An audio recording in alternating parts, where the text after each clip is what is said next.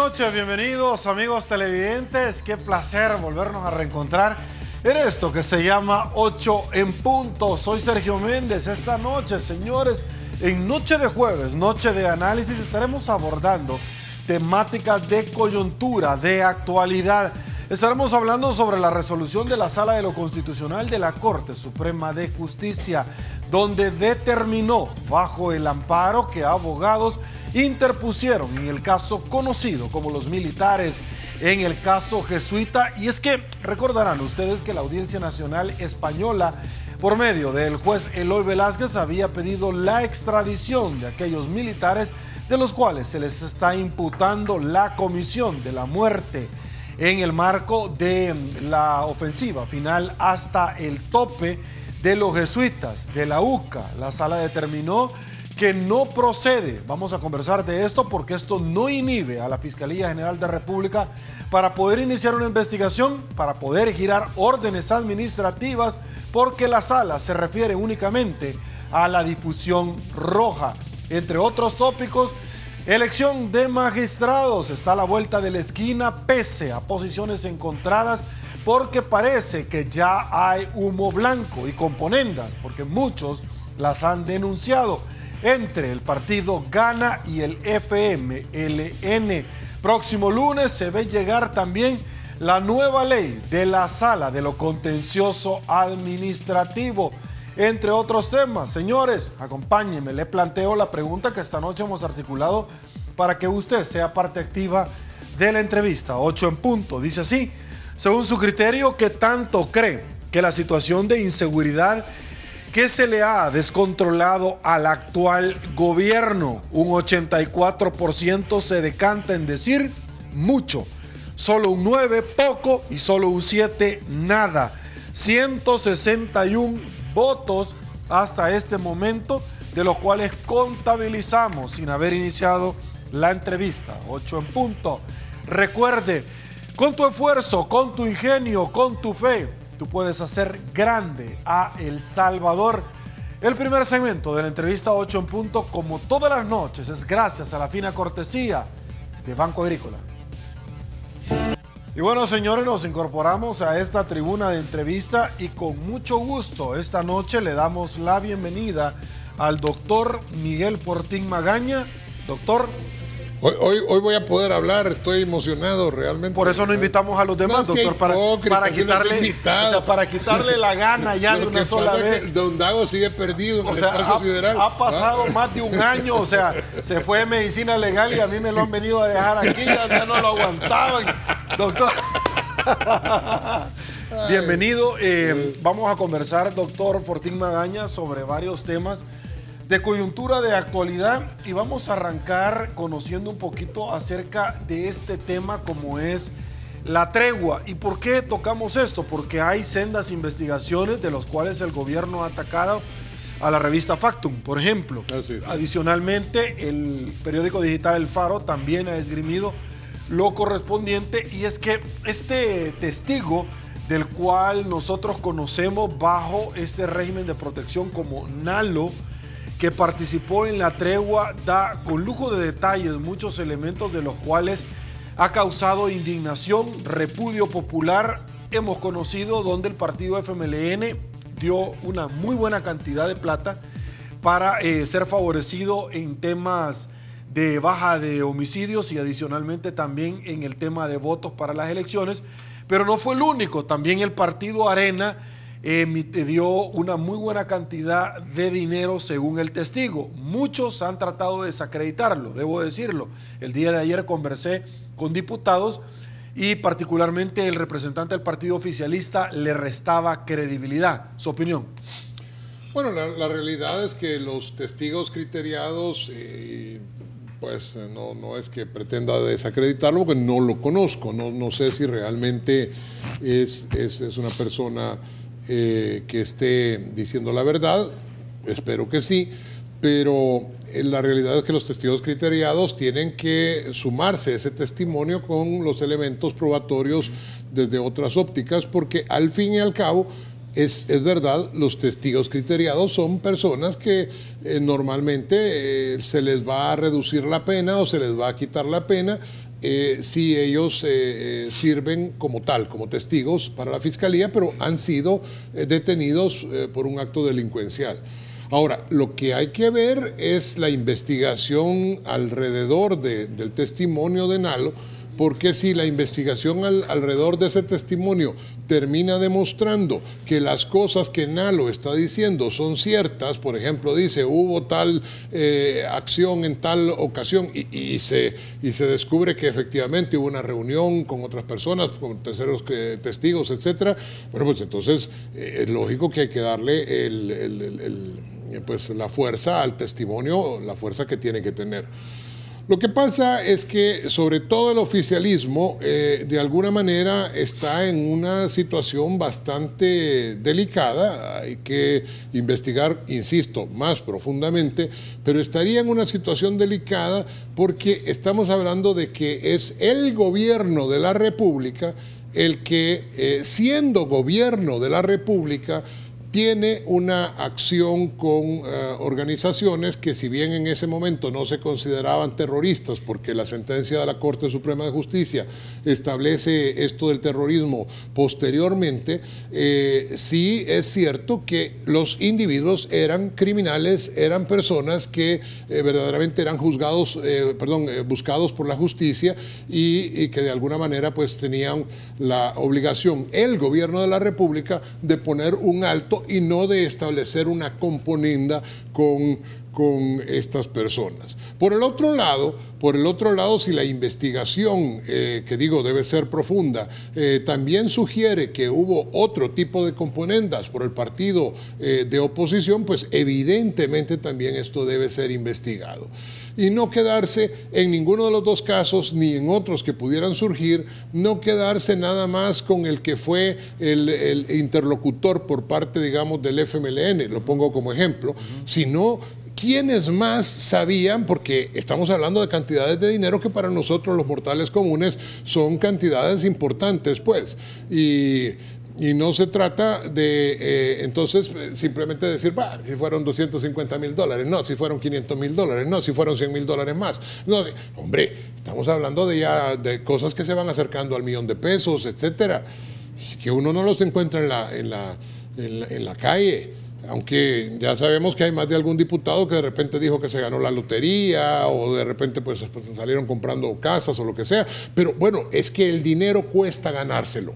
A eso es a lo que voy, que ese es un dinero que no es despreciable, ningún dinero es despreciable y ninguna actividad ilícita relativa a los sobornos o a cualquier otra cosa. Entonces, eso es lo que hay que demostrar, ¿eh? Hay que demostrar si hubo un soborno a las maras, si hubo una compra de voluntades, si hubo un chantaje de parte de las maras, porque puede ser diferente lo que pasó con el gobierno que lo que pasó con el partido de oposición. Lo que estos han dicho, sin que con ello quiera yo defenderlos, es que no les permitían votar y que entonces pagaron una cantidad de dinero para que les permitieran votar.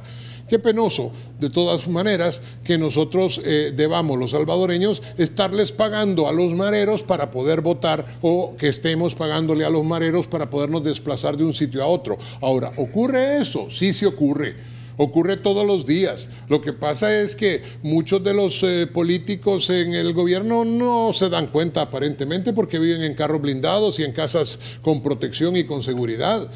Pero el salvadoreño de a pie sí que tiene que enfrentarse todos los días con que en el bus le piden renta, con que al llegar a su casa le piden renta, con que al salir de su casa le piden renta. Y es más penoso todavía cuando al final resulta con que no solo a los individuos, pero también a las fábricas, y no solo a las fábricas, pero también a los empresarios, y no solo a los empresarios, sino que a los partidos políticos. Si es que la condición fue esa.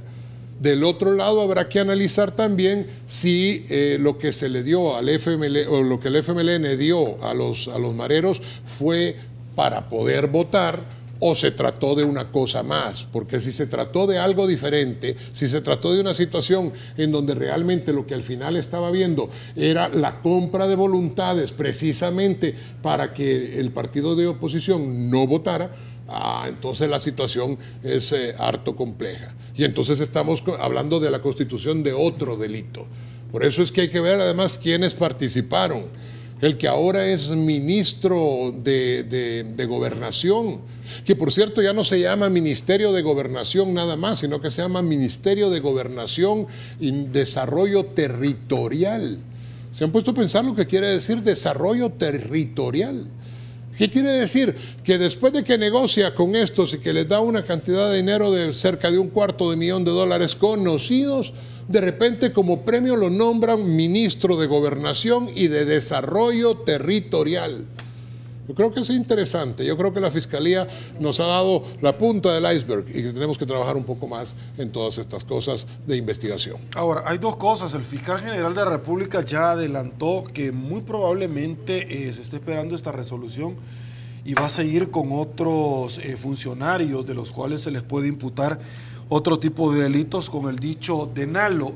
Ha llamado la atención porque cuando he conversado con las personas del Faro me dicen todo lo que Nalo ha dicho, nosotros se lo dijimos en el pasado, ya lo que se estaba dando. Sí. Pero lo que me llama muchísimo la atención es que un testigo criteriado, doctor, debe de ser corroborado por parte de la Fiscalía antes de presentarlo todo y susceptible de comprobación todo lo que está diciendo. Claro. Adicionalmente, indistintamente que la Fiscalía cree que reúne el requisito, el último que tiene la palabra para autorizarlo es el juez, que tendrá que ser convencido por los órganos de prueba.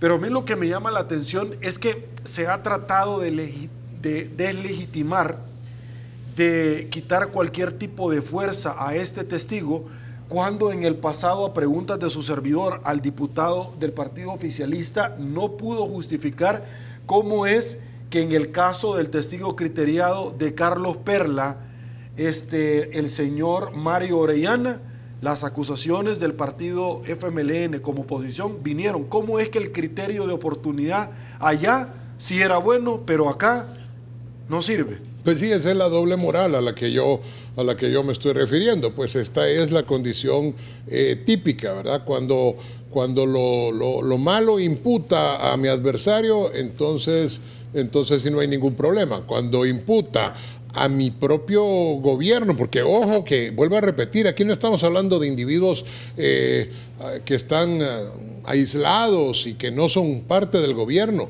Estamos hablando de un individuo que era diputado y que en este momento es el ministro de Gobernación y Desarrollo Territorial. Desarrollo Territorial.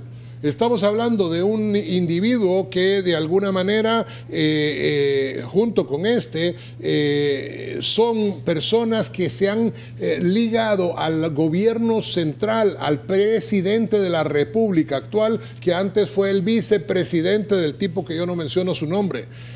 Es decir, estamos hablando de una situación que pudiera ser mucho más grave que la simple estupidez de darle dinero a alguien, porque yo le puedo regalar estúpidamente dinero a una persona porque soy cualquier cosa, porque me da la gana regalarle el dinero a esta gente. Estamos hablando de una transacción con un grupo delincuencial. Estamos hablando de una serie de eventos y, como ha dicho el licenciado Méndez, son cosas que se deben corroborar, que la Fiscalía debe corroborar antes de presentar al testigo criteriado y que de alguna manera tienen que ligarse con otros elementos para ver que la prueba se fortalezca. Y si eso es así, entonces el testigo criteriado tiene fuerza también en su testimonio. Si al contrario se contradijera, bueno, sería harina de otro costal, pero esto no es lo que está apareciendo. ¿Lo que le digo?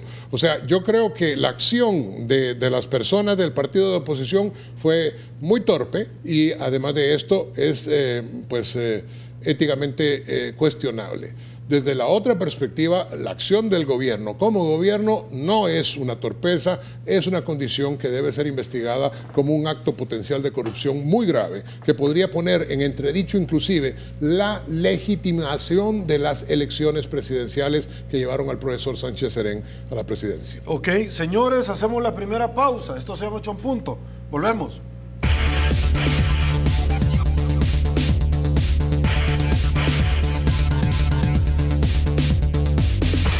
Señores, estamos de regreso. Mil gracias, El Salvador, por su preferencia.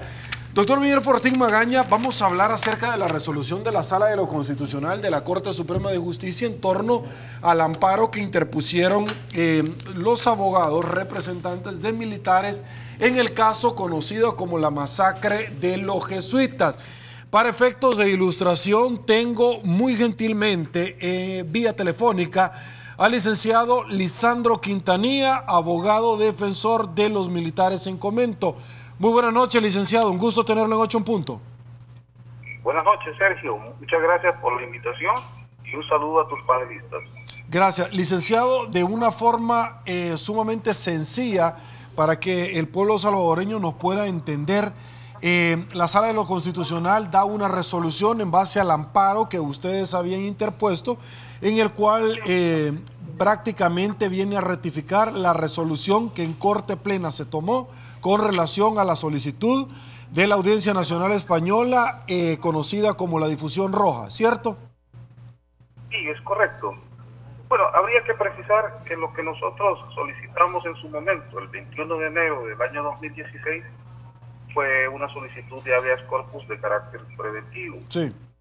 Porque el juez Eloy Velasco, del Juzgado Central de Instrucción número 6 de la Audiencia Nacional Española, dio una orden internacional de captura desde hace mucho tiempo, pero justamente en enero del año pasado la reactivó. Y entonces, previendo el peligro inminente de que fuesen capturados en razón de esa causa, acudimos a la Sala de lo Constitucional para que preventivamente pues se les emitiera un auto de exhibición personal y ordenarle pues a las autoridades locales que no ejecutaran esas órdenes internacionales de captura. Lo que aconteció es que en el ínterin, ¿verdad?, vino julio, la Sala declara inconstitucional la ley de amnistía, que tú te recuerdas, y un mes después, en agosto del año 2016, 4 personas que estaban detenidas de aquellos acontecimientos de enero y febrero, ¿verdad?, que la policía activó pues la ejecución de las órdenes internacionales de captura, dio como resultado la captura de 4 personas, el coronel Benavides y 3 tropas. Entonces, la Corte Suprema de Justicia en pleno, por unanimidad, denegó la solicitud de extradición a España y por tanto pues quedó sin efecto la captura para esas 4 personas. Ahora la Sala de lo Constitucional nos notifica, 19 meses después de haber solicitado el habeas corpus, que esas órdenes de captura internacionales no deben ejecutarse en El Salvador porque la finalidad de dichas órdenes de captura es para que todas estas personas, es decir, los militares, mis clientes, sean extraditados a España. Y la Sala de lo Constitucional, de una manera expresa en esa resolución, ha dicho que esa finalidad ya fue abordada en 2 ocasiones por la Corte Suprema de Justicia, una en mayo del año 2012, denegando la extradición de las mismas personas, y otra en agosto del año 2016, denegando la extradición de estas últimas 4 personas que fueron capturadas. Entonces dice la Sala de lo Constitucional, si esa es la finalidad, pierde eficacia esta orden de captura y la policía no debe ejecutar esa orden internacional de captura porque esa finalidad ya fue resuelta por la Corte Suprema de Justicia. Prácticamente lo que dice la sala, este es lo resuelto, ¿no? Lo que anteriormente ya se había abordado. Ahora, hay varios temas que llaman la atención. Una de ellas es, por ejemplo, el coronel Guillermo Benavides, que fue condenado a 30 años por el asesinato de los sacerdotes jesuitas en noviembre de 1989 en el marco de la ofensiva denominada Hasta el Tope. Él no puede gozar de esto porque él ya está condenado. Sin embargo, el Movimiento Cívico Pro Defensa de los Militares pidió a la Asamblea Legislativa y la Universidad José Simón Cañas UCA ha dicho que el indulto a favor del coronel procede, ¿cierto? Sí, nosotros como defensores del coronel Benavides solicitamos a la Asamblea Legislativa la concesión del indulto. Y la Compañía de Jesús solicitó la conmutación de la pena. El indulto, como tú sabes, es un perdón que otorga la Asamblea Legislativa previo informe favorable de la Corte Suprema de Justicia. Por razones de humanidad, por razones de equidad, de justicia. Me refiero, por ejemplo, ya pasaron 4 años, mira todo el calvario que hemos pasado en todo este evento, en fin. En cambio, la conmutación, la Compañía de Jesús ha estimado, miren, la conmutación se apega un poco más, ¿verdad?, al tema de que al fin y al cabo en una conmutación lo que hay es una reducción de la pena y supervive pues una especie de castigo, ¿verdad? No queda como el hecho sin respuesta. Un indulto pues prácticamente es perdonarlo y no pasó nada. Y en una conmutación es simplemente reducirle la pena y queda la sensación de que una respuesta punitiva hubo de parte del Estado. Sí. Cualquier cosa, como sea, lo importante es que los efectos de ambas instituciones jurídicas, tanto el indulto como la conmutación, dependiendo si la Corte da informe favorable por uno u otro o por ambos, los dos implican la libertad del coronel Benavides. Perfecto. Ciertamente los militares en El Salvador tienen la posibilidad concreta de no ser detenidos, pero no pueden salir del país, no pueden salir del país porque la Interpol los va a detener. Exactamente, ¿verdad?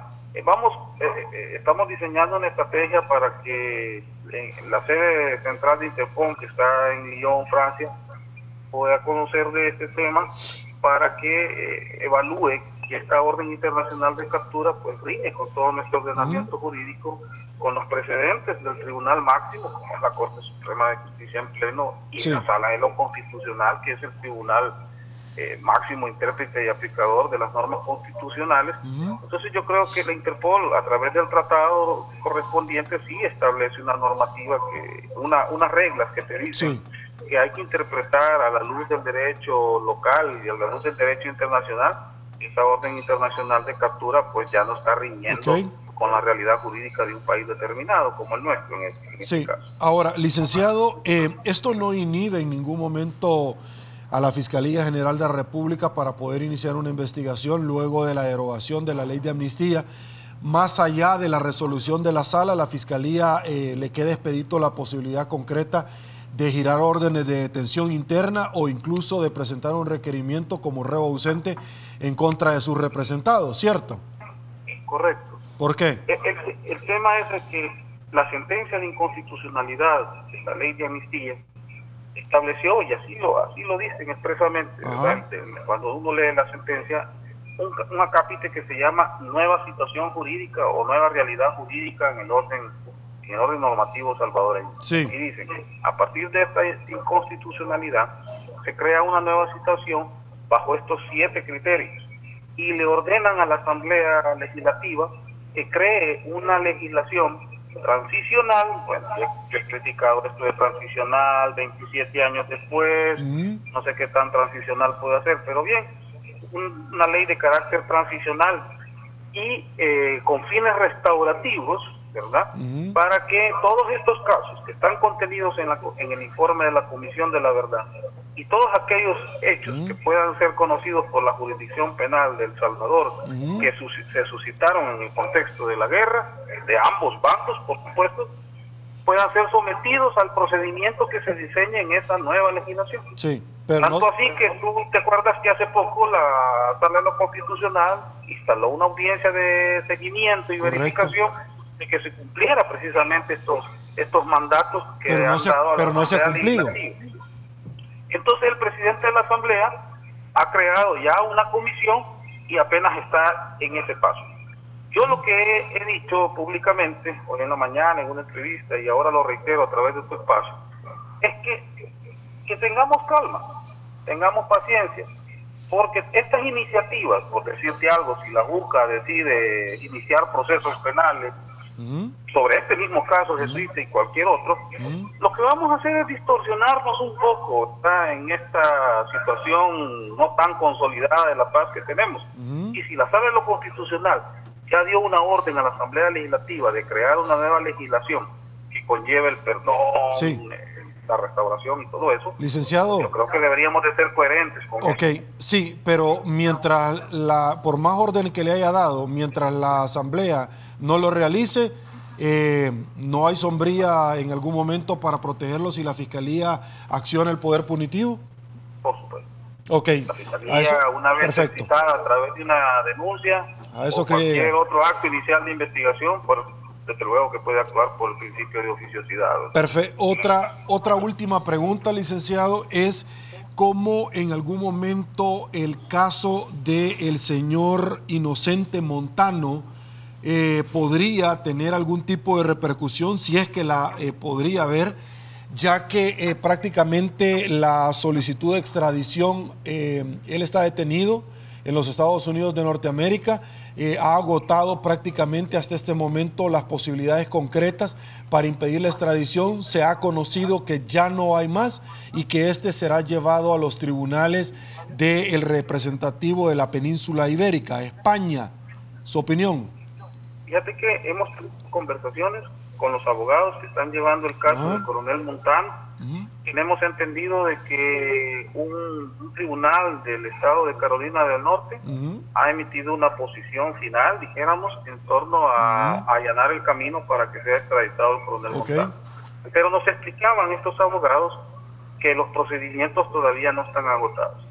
Pueden acudir a un tribunal federal, ¿verdad?, vía apelación, y elevar el conocimiento esto a través de una especie de amparo que conoce el Tribunal Supremo estadounidense.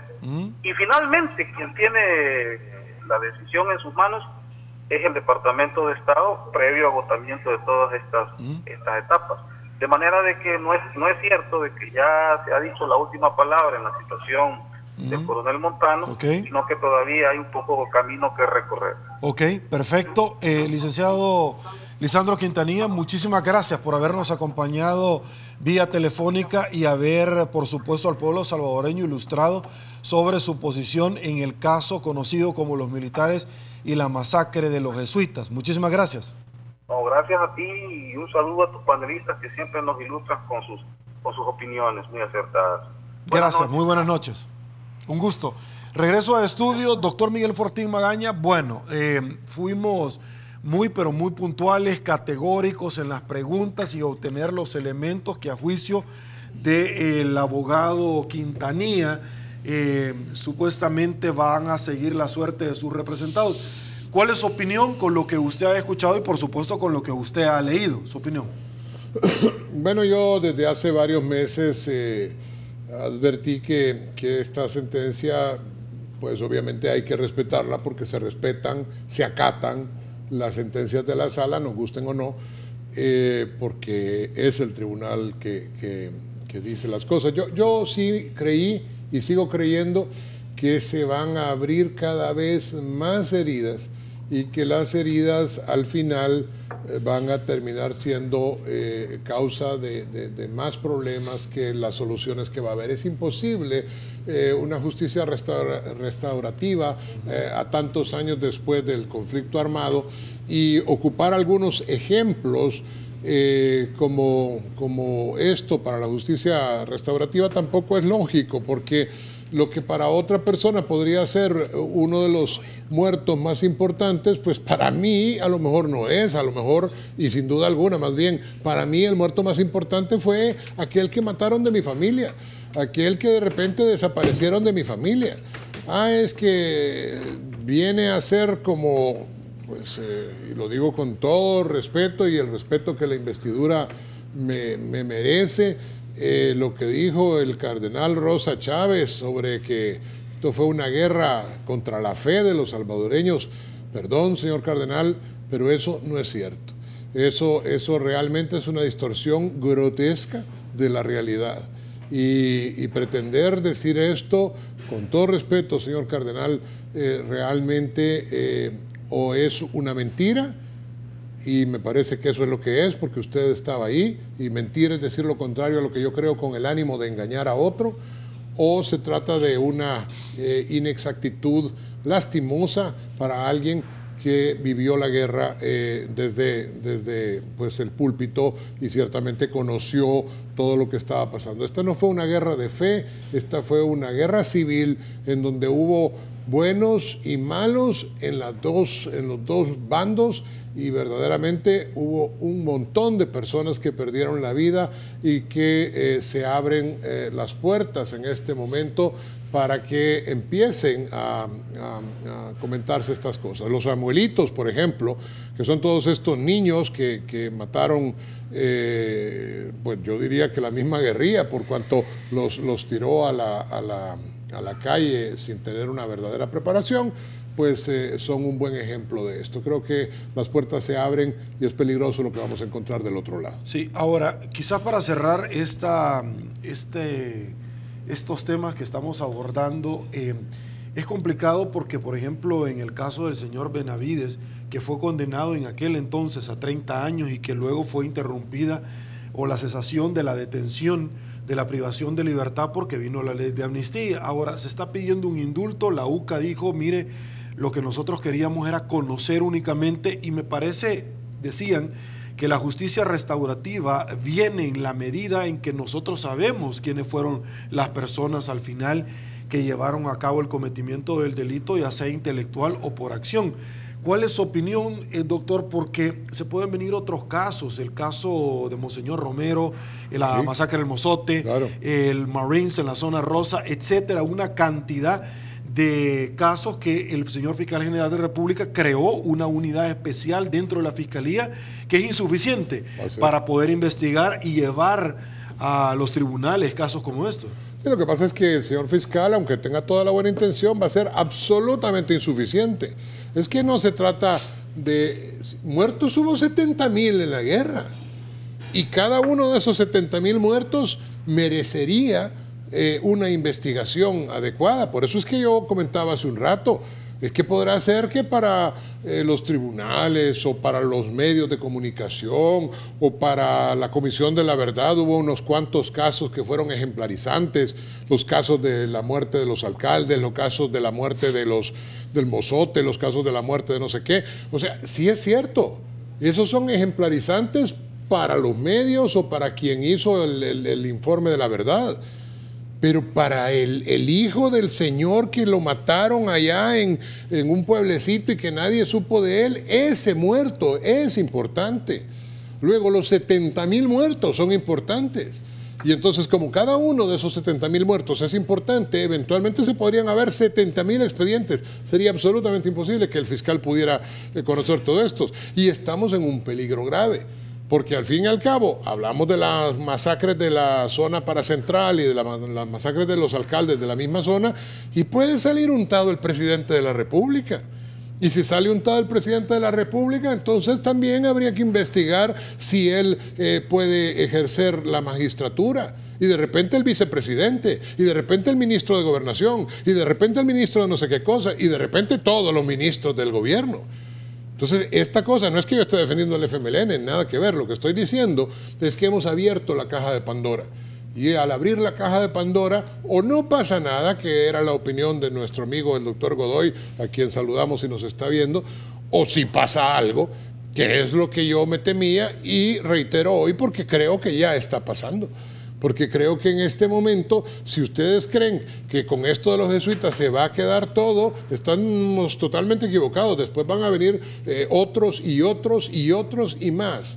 Por otro lado, cada muerte fue lastimera y fue realmente lamentable en esta guerra civil que ojalá hayamos entendido que tiene que terminar ya. Ok, bueno, de hecho hay un recurso en la Sala de lo Constitucional por los designados a la presidencia, también, que tienen otro cargo adicional del partido oficialista. Doctor, siempre en el marco de la investigación de la Fiscalía General de la República, imposible que usted me acompañe acá y que no abordemos un tema nos lleva a la otra y no abordemos el tema primero de la ley de extinción de dominio, pero ya lo hemos abordado de las modificaciones y la resolución que la sala dio en la suspensión del acto reclamado.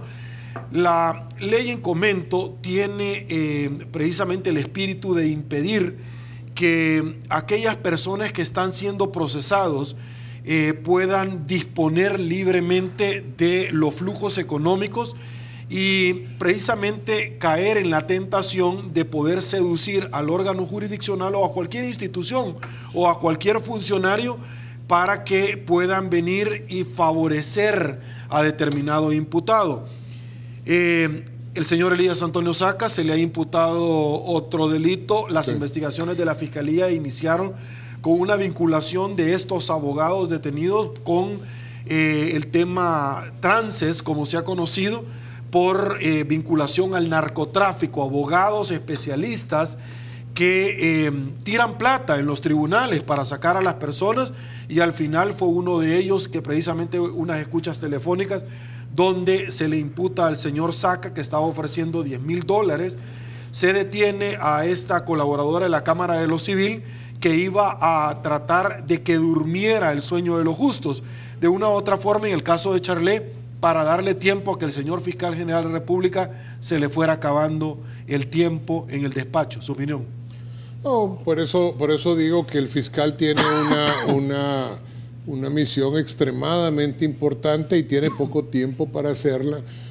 Creo que hay que hacer una investigación y que la investigación debe ser lo más profunda posible para tratar desde la otra perspectiva de defender a los inocentes. Es decir, yo no conozco, no sé, o a lo mejor sí conozco y no sé qué tiene ese cargo, la colaboradora del tribunal a la que se refieren, pero pues digo que no sé si la conozco porque yo trabajé en los tribunales y por tanto podría ser que sí la hubiera visto alguna vez, pero lo que quiero decir es que algunas veces pues hay que ser muy profundo y muy cauteloso en la investigación para no untar indebidamente a los inocentes si no se tiene sino certeza, por lo menos bastantes criterios para analizar y suponer que alguien es culpable y hay los elementos suficientes para llevarle a juicio. Ahora, desde la otra óptica, vuelve a hacer lo mismo de lo que hablábamos antes de la tregua. Ahora nos referimos a estos casos de corrupción. Algunos nos estamos quedando con el sinsabor, más bien, que hay personas que realmente, claramente viven una vida que no podrían costearse si no es con mucho dinero. Personas que compran Ferraris laminados de oro, o personas que viven una vida verdaderamente de jeques árabes, es decir, que andan un día en Suiza y otro día en no sé qué, en hoteles de 2.000 euros la noche. Entonces, cuando uno ve estas cosas y no se ve que haya una continuación en este proceso, a uno le va quedando cierto sinsabor. Yo entiendo que el señor fiscal general debe estar repleto y hasta la coronilla de tantos casos, pero a mí me gustaría que también se investigara un poquito qué fue de este señor que de repente es ahora un potentado. ¿De dónde sale el dinero? Yo no estoy diciendo que sea ilegal, yo lo que estoy diciendo es que hay que investigarlo. ¿De dónde sale el dinero del señor José Luis Merino?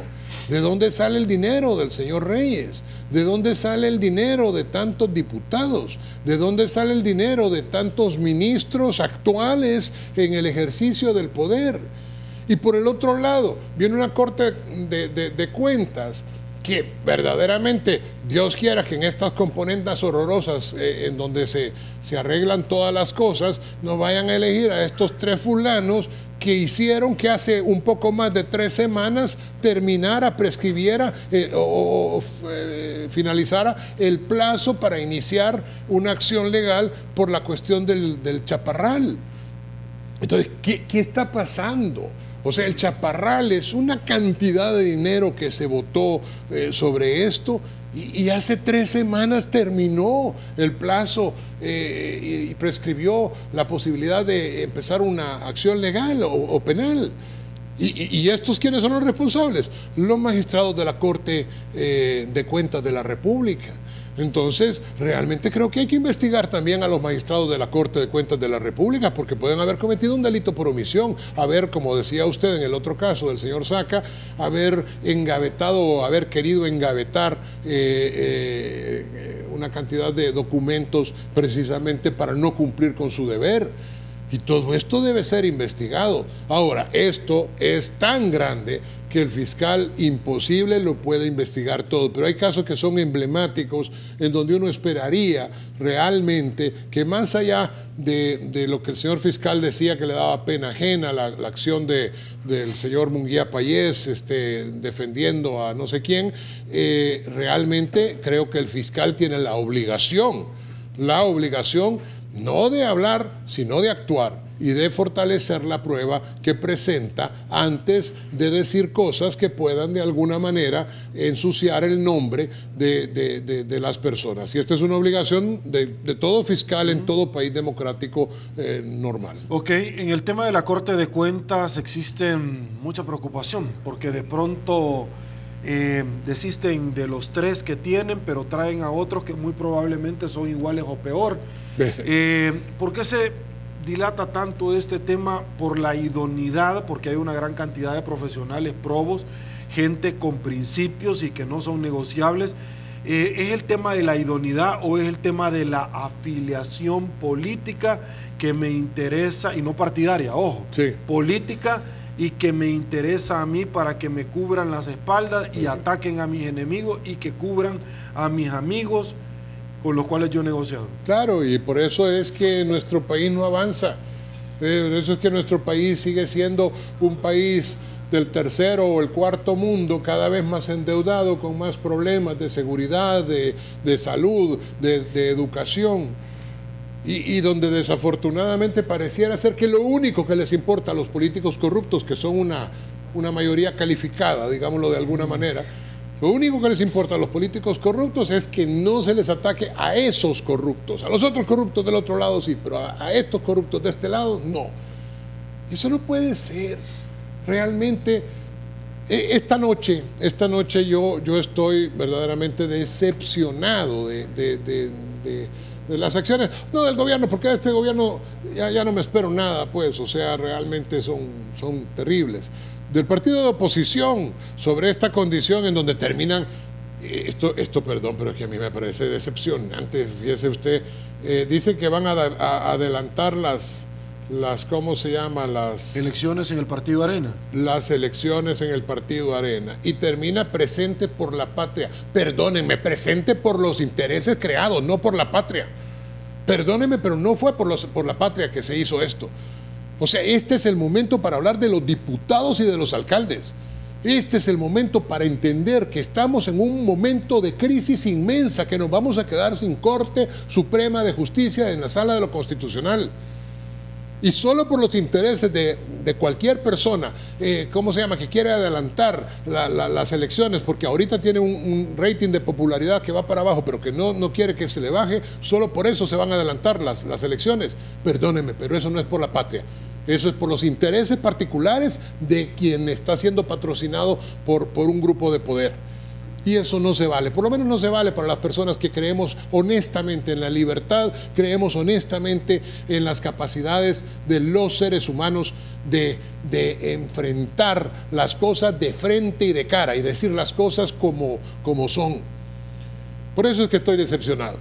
Del otro lado, creo yo que estamos llegando a un punto en donde nos vamos a enfrentar a la selva. A una selva en donde sálvese quien puede, porque yo voy a defender a los corruptos que están de mi lado. Y porque verdaderamente se está atacando nada más a la institucionalidad. Y al final, El Salvador. Ahora sí debo repetir una frase de un poeta salvadoreño: pobrecito El Salvador. Pobrecito El Salvador, porque en este momento lo que estamos viendo es un grupo de poder enquistado en el gobierno al que no le interesa nada más que seguir en el gobierno, y al que ha dicho, porque lo dijo una vez más uno de sus personeros, nosotros no creemos, lo dijo así, no creemos en la alternancia, nosotros somos la alternativa. ¿Qué quiere decir eso? Y pasó inadvertido para la mayoría de los salvadoreños.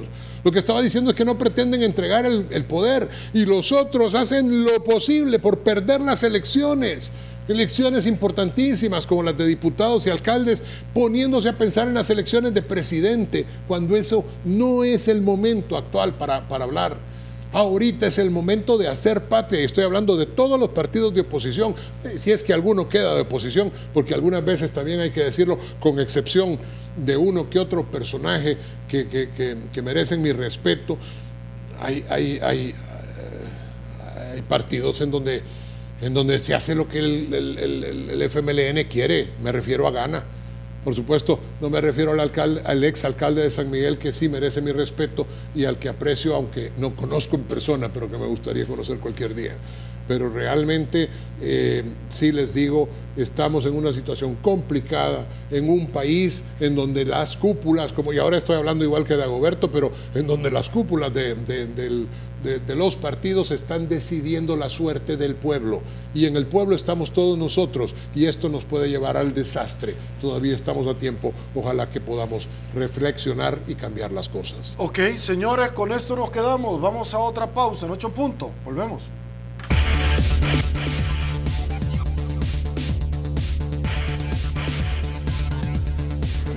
Señores, estamos de regreso. Mil gracias, El Salvador, por su preferencia. Me desplazo, que le queremos presentar a todos ustedes el tradicional collage de noticias de los últimos casos emblemáticos, los temas de coyuntura de actualidad suscitados en nuestro país y que muchos rotativos han suscrito en su manera. Me desplazo, acompañen, por favor. Dice así: hombre planificó asesinato de su hermana para cobrar más de $100,000 en seguros, dijo la fiscalía. Arrestan a 4 policías del grupo Élite por ejecuciones extrajudiciales. De esto vamos a hablar ahorita con el doctor Fortín. Al menos 40 muertes extrajudiciales son investigadas por la Procuraduría General de la Procuraduría para la Defensa de los Derechos Humanos. Raúl Mijango fue dado de alta y trasladado a Bartolinas de Tránsito.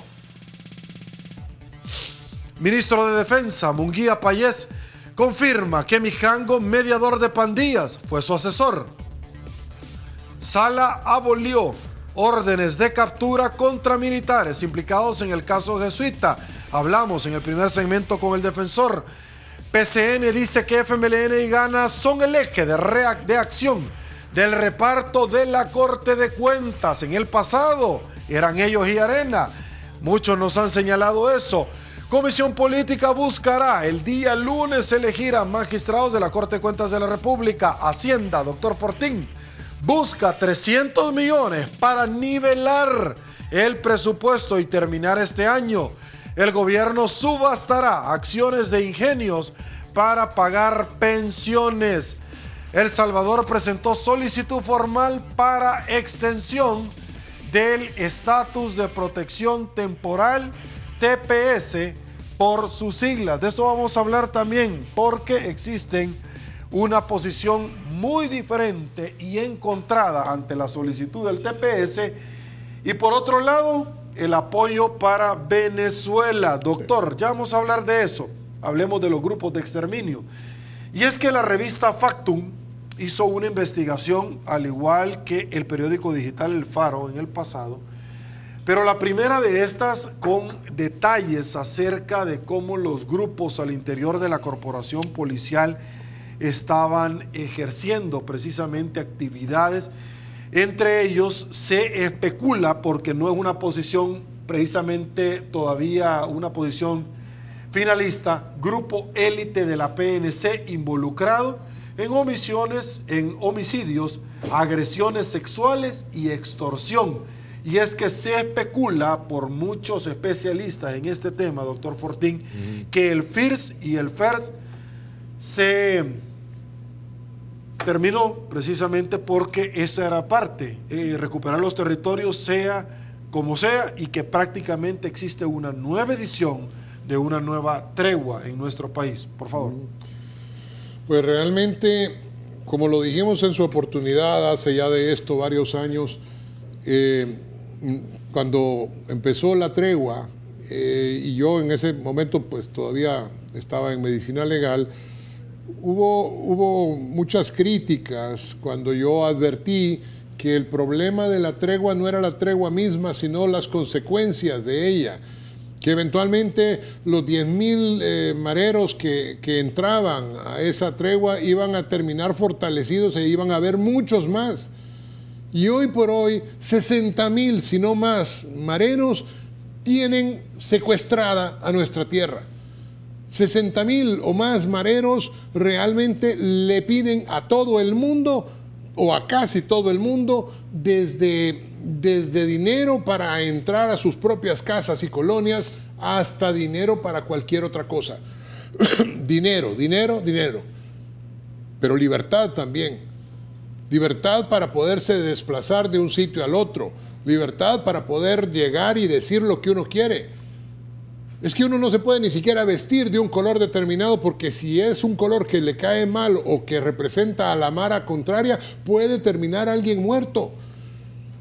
Esta condición que estamos viviendo en El Salvador realmente tiene nombre. El nombre se llama traición, y la traición es de aquellos que hicieron una tregua perversa que al final fortaleció a estos mareros, y que ahora, si esto es cierto y una nueva tregua se está fraguando, sería igualmente, no, sería doblemente traición. Porque además ya hay en este momento una condición en donde la Sala de lo Constitucional ha advertido que se trata de un grupo delincuencial de tipo terrorista.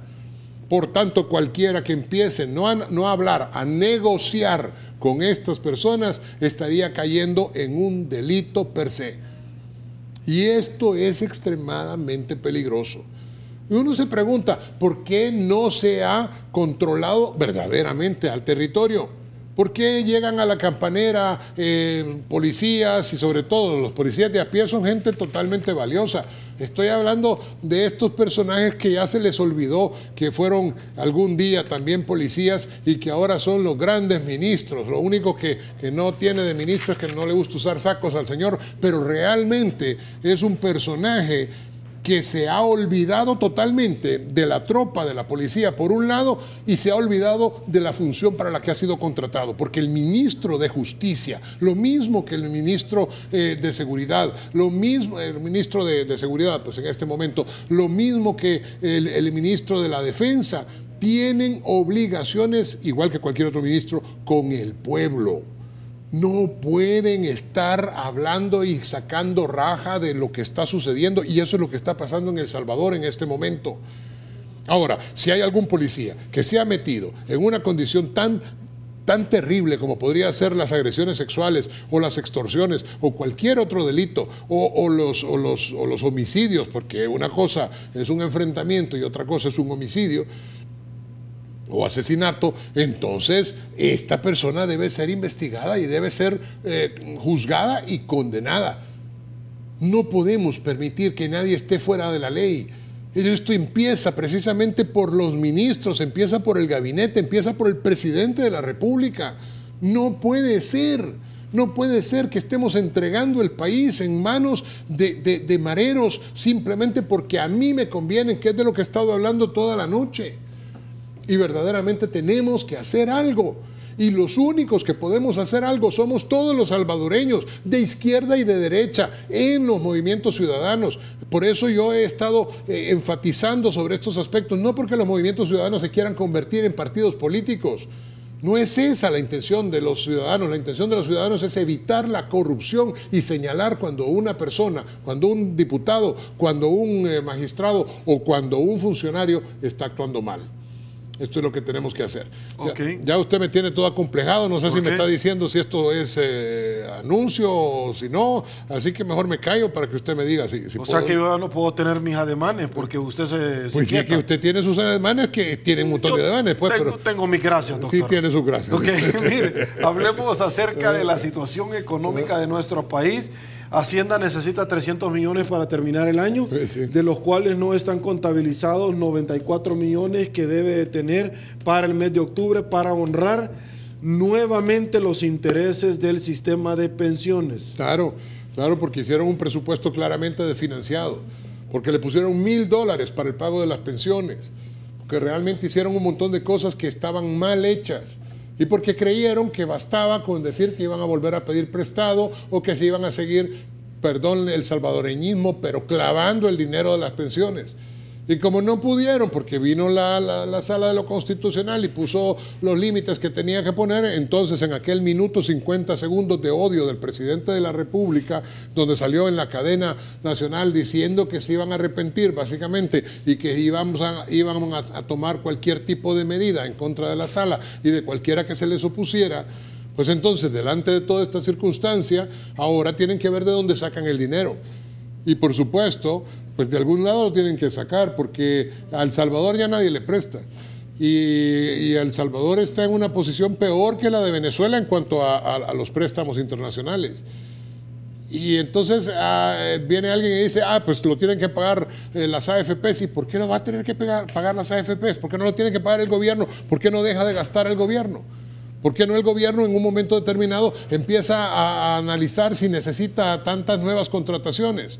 ¿Por qué no empieza a dejar de viajar en primera clase el gobierno? ¿Por qué no empieza a reducir sus niveles de seguridad de sus carros blindados? ¿Por qué todo el mundo tiene que tener carros de primera línea?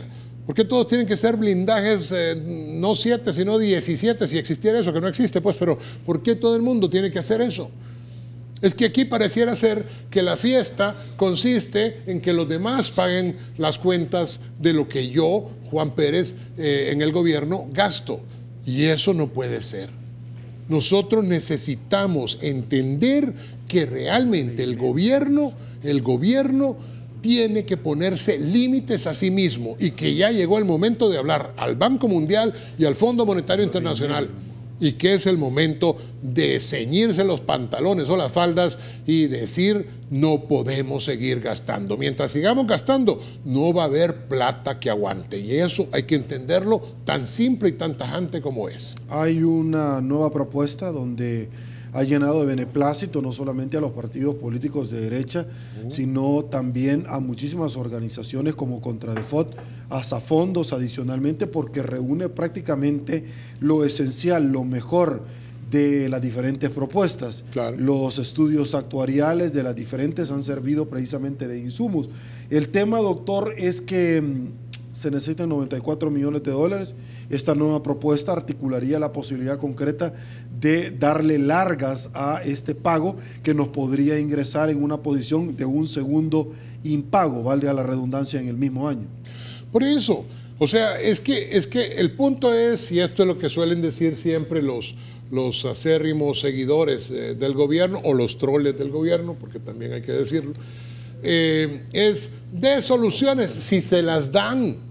Constantemente la oposición, cuando quiere, o los asafondos o las AFPs o lo que sea, da las soluciones de seguridad. Si las hemos hablado aquí muy francamente, si lo primero es recuperar el territorio, pero no a cualquier costa, con la ley bajo la mano, porque la ley es el criterio que nos debe unificar a todos.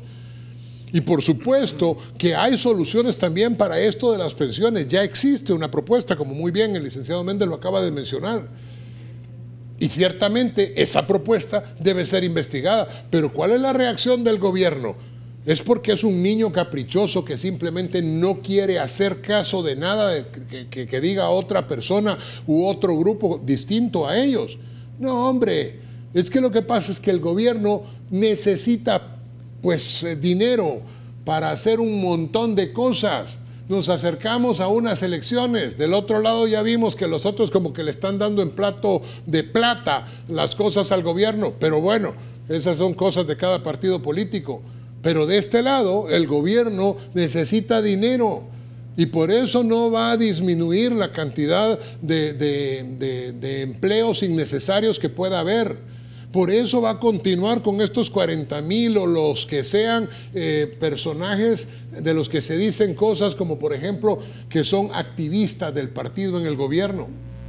Por eso, porque no les interesa bajar la cantidad de personas. Y una cosa que no se nos debe quedar en el tintero y que es extremadamente peligrosa. 200,000 centroamericanos van a ser nacionalizados en este tiempo. 200,000 nicaragüenses o quién sabe de qué lugar y con qué propósitos y fines. Gente que a lo mejor no vive en El Salvador y que de repente va a venir a votar y después se vuelve a ir a Nicaragua. Por amor de Dios, si hay alguien que nos oiga en la oposición, que se levante. Si todavía queda alguien en la oposición, que diga algo. Porque estamos llegando al punto en que solo en los chats habla la gente y no hace nada nadie. Y estamos en la víspera de un potencial riesgo real de una toma electoral, es decir, de un fraude electoral, de un fraude concebido desde Nicaragua o desde cualquier otro lado. Si alguien del otro lado de las cámaras nos está viendo, si alguien que todavía crea en la libertad real y en la patria y en lo que necesitamos nos está escuchando, que haga algo, porque después va a ser muy tarde. Y esto es lo que tengo que decir. Ok. Señores, horario especial en 8 en punto, 9:30. Terminamos esta noche. Pausa. Volvemos.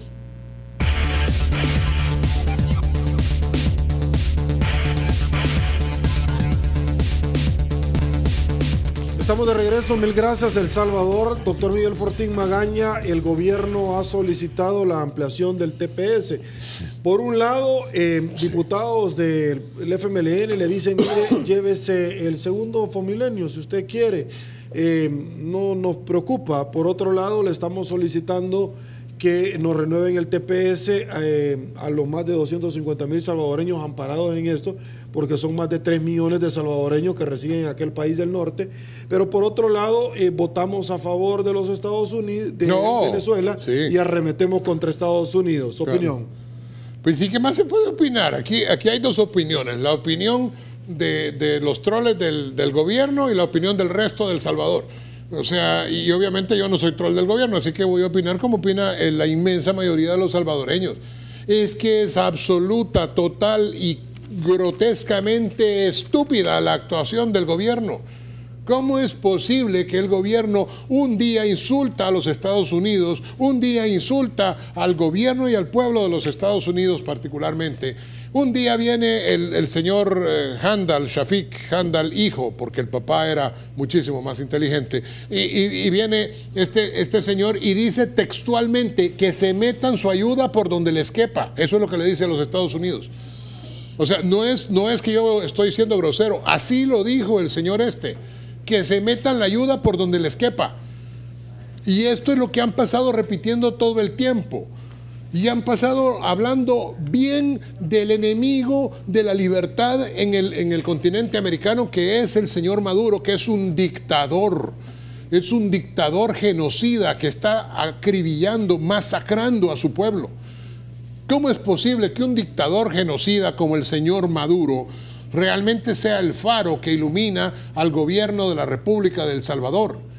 ¿Cómo es posible que estos no se hayan dado cuenta que tenemos una relación comercial y una relación de hermandad y una relación de amistad con los Estados Unidos más que con otro país? ¿Cómo es posible que el presidente, el flamante presidente de la República de El Salvador, realmente haya quemado la bandera de los Estados Unidos? ¿Cómo es posible que a este momento, después de estas incongruencias, se atrevan todavía a venir a decir algo que efectivamente nos sirve a los salvadoreños? Porque son nuestros hermanos que viven en esa gran nación del norte los que mantienen la economía de El Salvador.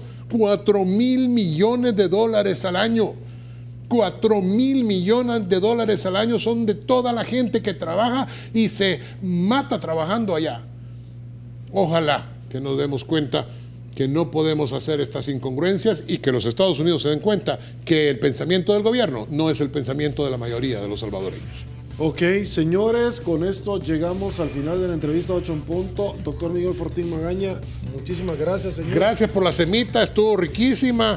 Lástima que no la vimos, pero eso es porque nadie nos regaló el día de hoy. Fíjese que le voy a decir varias cosas. La primera situación es que porque dijimos, va a venir el doctor, ¿para qué vamos a gastar en semita? Número uno. Miserable, Dios lo perdone. Y número dos, creo que hoy le hemos compensado por todas esas oportunidades que don Dago no le permite hablar a usted. Pues sí, pero porque él se le zafó, no porque usted le dijera que no bien. Señores, saludamos a uno de nuestros patrocinadores, Cosabi DRL, porque es parte activa de la entrevista 8 en punto. Yo me desplazo rápidamente, señores, y es que quiero compartir con todos ustedes el consolidado de la participación ciudadana de esta noche, que dice así: según su criterio, ¿qué tanto cree que la situación de inseguridad se le ha descontrolado al actual gobierno? ¿Se le ha salido de sus manos? Un 88% dice que mucho, un 7% poco, 5% nada, 327 votos. Sin haber terminado la entrevista 8 en punto, siga participando porque 8 en punto no duerme. A continuación se viene Olimpia 33, todo deporte. Soy Sergio Méndez, así están las cosas hoy por hoy en nuestro país. Si le gustó la entrevista, comente la mañana. Será hasta el día de mañana, que descanse y una vez más que el Señor nos bendiga a todos.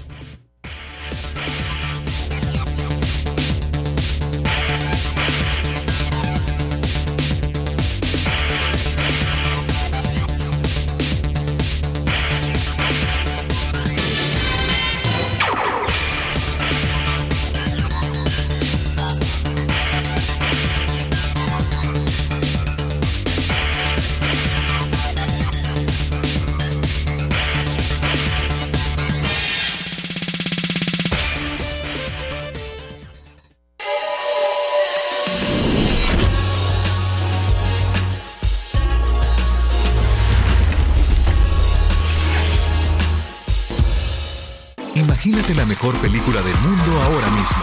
Tal vez sería una historia llena de acción, princesas, héroes, tragedia, aventuras, miedo. Acomoda tu mejor butaca y no esperes más. Conoce las películas de estreno y descubre las nuevas secciones. Aquí en Popcorn, junto a Francisco Valencia y Fernando Cordero. Lunes, martes y viernes a las 18:30 horas. Por Canal 33 en señal abierta y 7 en cable. Somos salvadoreños.